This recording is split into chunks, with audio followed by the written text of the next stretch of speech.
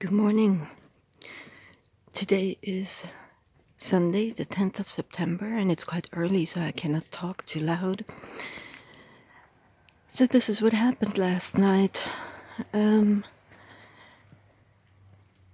heard at around 21:30, around that time, I heard voices, one man yelling at the top of his lungs.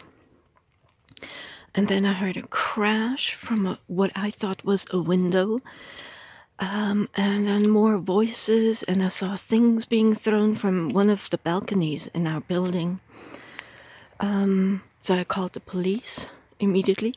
It took them, I'd say, less than 10 minutes until they arrived. They were about 6 to 8 police officers. I'm not quite sure. I couldn't count them. There were far more than I expected. And they went to the young man's apartment. And he kept on yelling at the top of his lungs. Took quite some time until he calmed down.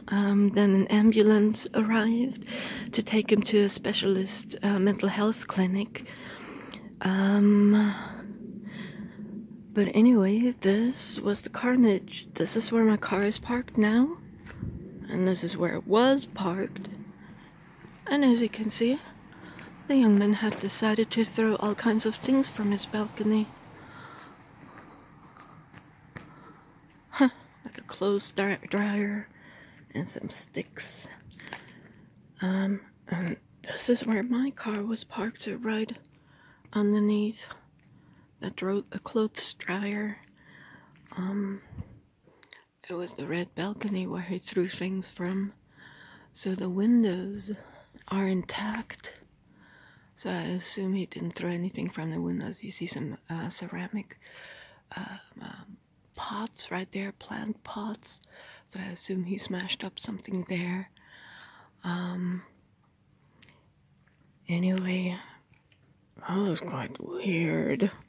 And the worst thing, once the ambulance was there and paramedics took care of the guy, the 3 of the police officers came down the steps. I was waiting at the entrance because I didn't know if they needed me, if they still needed me, wanted to talk to me. And then one of the officers turned to me, just as he was starting to speak. Another call came in over his radio. Another man being violent. They said an address. I didn't understand the address, but then the officer that was present, that was in our house, said something about number 18 being known as violent, or problematic were his words. Being known as problematic. Ooh, what's going on in my hometown?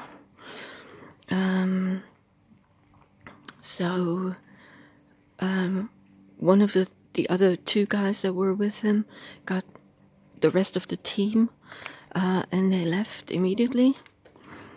And then just as I was reparking my car, moving my car, the other officers that were there and the ambulance brought down the guy, so I didn't even see who it was. I didn't know the guy, at least not the name. I just know where he lives. So I hope he's getting the care that he needs now. Kind of felt sorry for him, but I was so pissed off about, afraid that my car was being damaged. Thankfully, I couldn't see any damages. So anyway, that was the story, and that is why I want to move. My hometown is crazy now. Anyway, I hope you have a good Sunday.